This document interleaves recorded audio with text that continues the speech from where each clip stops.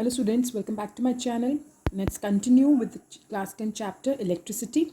In the last video we discussed about series and parallel combination. And series क्या होता है? Series में the resistance is sum of individual resistances. जितनी भी resistances हमने series में लगाई होती है सबका sum होता है series में. And parallel में हम लोग रेसिप्रोकल का सम करते हैं. तो ओवरऑल रेजिस्टेंस सीरीज में बढ़ती जाती है, पैरेलल में कम होती जाती है. क्योंकि ओवरऑल रेजिस्टेंस सीरीज में बढ़ रही होती है तो अमाउंट ऑफ करंट कम होता है. क्योंकि ओवरऑल रेजिस्टेंस पैरेलल में कम होती है तो अमाउंट ऑफ करंट बढ़ जाता है. Now let's take up some numericals on this.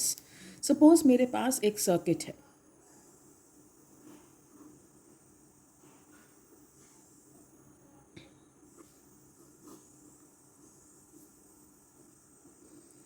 ये बैटरी दे रखी है आपको 10 वोल्ट की. ठीक है, करंट फ्लो कर रहा है पॉजिटिव टू नेगेटिव. ये R1, ये R2 और ये R3. R1 हमें दे रखा है 8 ओम. R2 हमें दे रखा है 6 ओम, राइट. R3 हमें दे रखा है 3 ओम. तो ये जो सर्किट है इसमें हमें R1 8 ओम दे रखा है, R2 6 ओम दे रखा है, R3 3 ओम दे रखा है. हमें इस सर्किट में निकालना है total resistance and total current. Now let's see. पहले तो आइडेंटिफाई करना बहुत ज़रूरी है कि कहाँ से सीरीज़ बन रहा है, कहाँ से पैरेलल बन रहा है. अगर आप ध्यान से देखो कि मैं if I switch off R1, अगर मैं R1 को ऑफ कर देती हूँ तो सर्किट ब्रेक हो जाएगा, करंट आगे नहीं जा पाएगा. यानी R1 को ऑफ करते ही बाकी दोनों भी काम करना बंद कर देंगे. दैट मीन्स R1 तो फॉर श्योर सीरीज़ में है. इन दोनों को देखो, अगर मैं R2 को ऑफ करती हूँ तो करंट नीचे से चला जाएगा. अगर मैं R3 को ऑफ करती हूँ तो करंट ऊपर से आ जाएगा. इसका मतलब इन दोनों में से मैं किसी भी एक को ऑफ कर रही हूँ, दूसरा काम कर रहा है. R2 को ऑफ करूँगी तब भी R3 चलता रहेगा, R3 को ऑफ करूँगी तब भी R2 चलता रहेगा. इसका मतलब ये दोनों क्या है, पैरेलल में. अब ये पूरा पैरेलल इसके साथ सीरीज़ में है. ना अकेला R2 सीरीज़ में है, ना अकेला R3 सीरीज़ में है. ये पूरा कॉम्बिनेशन इसके साथ सीरीज़ में है. तो हमें पहले इसको पैरेलली सॉल्व करना पड़ेगा. तो हम पहले पैरेलल की रेजिस्टेंस निकालेंगे. क्या होता है formula, 1/R1 + 1/R2 + 1/R3 and so on, जितने भी लगे होंगे. तो हमारे पास लगा हुआ है R2 और R3 पैरेलल में. तो 1/RP क्या आ जाएगा, 1/6 + 1/3, राइट.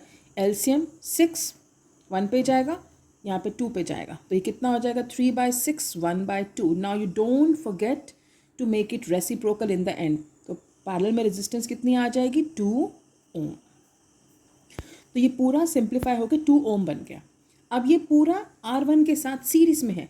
तो now the final resistance will be, क्योंकि अब ये तो सॉल्व कर लिया, बस इसके साथ सॉल्व करेंगे तो सारे यूज़ हो गए. दैट मीन्स हमारी टोटल रेजिस्टेंस निकल जाएगी. तो सीरीज़ में क्या होगा, R1 प्लस दिस करेंगे, इसका क्या आ गया मेरे पास कंबाइंड 2. तो यानी मैं इस पैरेलल की रेजिस्टेंस को इसके साथ सीरीज़ में लेके चल रही हूँ. तो सीरीज़ में क्या आ जाएगा, 8 + 2 दैट इज़ 10 ओम. आगे resistance total. Now using Ohm's law we know that V = IR. V हमारे पास है 10, I हमने निकालना है, R हमारे पास 10 आ गया है.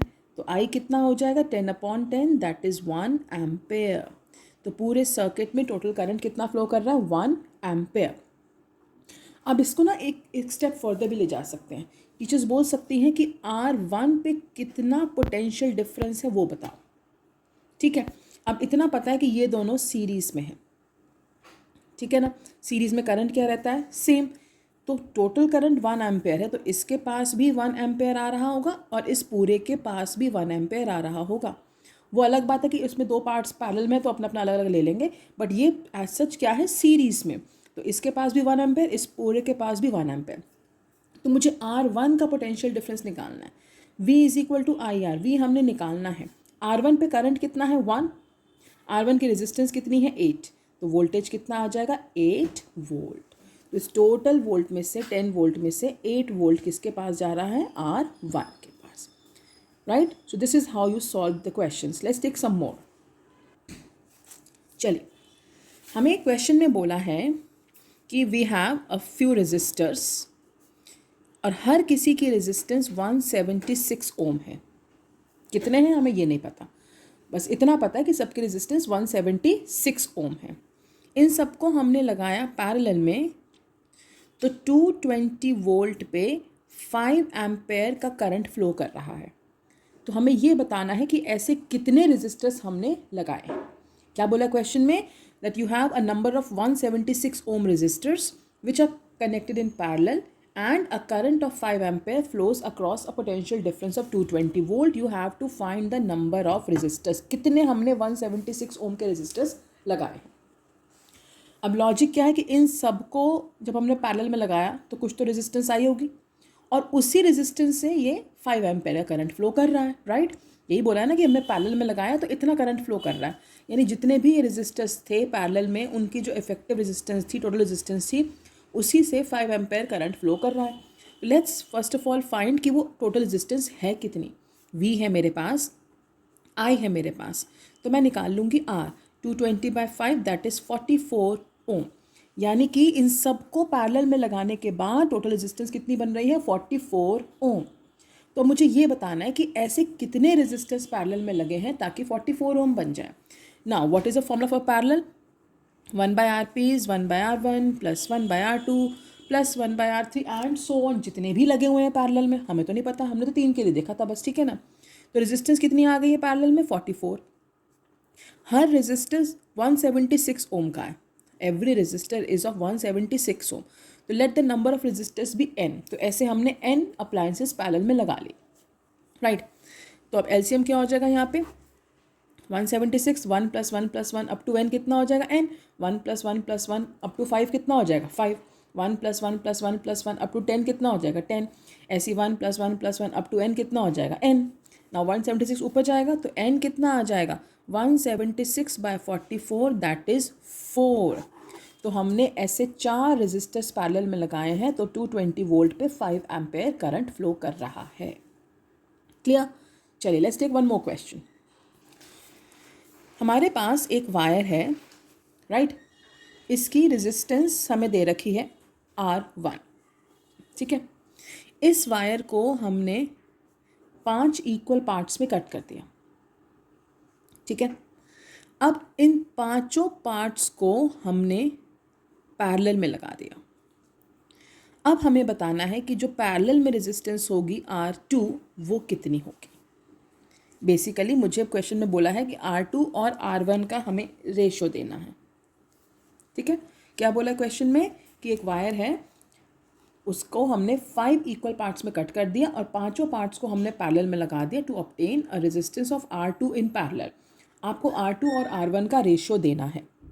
नाउ लेट्स सी, मान लेते हैं कि पहले वायर की लेंथ कितनी थी L। अब हमने क्या किया, 5 इक्वल पार्ट्स, यानी कि लेंथ कितनी हो गई 1/5, हर पार्ट की लेंथ इक्वल ही हो जाएगी ना। And we know that resistance is directly proportional to length.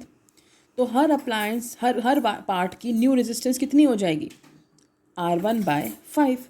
क्यों, क्योंकि लेंथ 1/5 हुई तो रेजिस्टेंस भी क्या हो जाएगी 1/5, राइट। क्या किया हमने, वायर को 5 इक्वल पार्ट्स में कट किया है तो लेंथ को 1/5 कर दिया। जब लेंथ 1/5 कर दी तो रेजिस्टेंस लेंथ से प्रोपोर्शनल होती, तो रेजिस्टेंस भी कितनी हो जाएगी हर पार्ट की 1/5। अब इन्हीं पार्ट्स को हमने लगा दिया पैरेलल में। तो पैरेलल में क्या करते हैं, 1/R1 plus 1/R2 plus 1/R3 and so on. तो लेट्स सी, पैरेलल वाले रेजिस्टेंस को हम R2 बोल रहे हैं, राइट। पहले वाले की रेजिस्टेंस क्या है R1/5, तो 1/R1/5। दूसरे पार्ट की भी 1/R1/5, तीसरे पार्ट की भी 1/R1/5, चौथे पार्ट की भी 1/R1/5 और पांचवें पार्ट की भी 1/R1/5, क्योंकि हर पार्ट की रेजिस्टेंस कितनी हो चुकी है अब R1/5। ये 5 ऊपर जाएगा तो 1/R2 क्या हो जाएगा 5/R1 plus 5/R1 plus 5/R1 plus 5/R1 plus 5/R1। LCM क्या हो जाएगा R1, तो 5 + 5 + 5 + 5 + 5 हो जाएगा 25। तो R1 ऊपर आएगा, R1/R2 आ जाएगा 25, लेकिन हमें R2/R1 का रेशो निकालना है। तो रेसिप्रोकल कर लेंगे तो R2/R1 हो जाएगा 1:25। तो क्या किया, वायर को 5 इक्वल पार्ट में कट किया तो लेंथ 1/5 हो गई, लेंथ 1/5 होने से रेजिस्टेंस भी 1/5 हो गई, तो हर पार्ट की रेजिस्टेंस R1/5 हो गई। तो हम क्या करते हैं, रेसिप्रोकल्स करके ऐड करते हैं। तो मेरे पास R1/R2 = 25 आ गया, लेकिन हमें R2/R1 का रेशो चाहिए, तो वो कितना आ जाएगा 1:25। क्लियर। तो ये कुछ वैरायटी ऑफ क्वेश्चंस है जो सीरीज पैनल में बनते हैं, इनको प्लीज़ रिवाइज करिए, एक्स्ट्रा प्रैक्टिस कीजिए, send me your doubts in the comment section and will continue in the next video. Take care all of you, bye bye.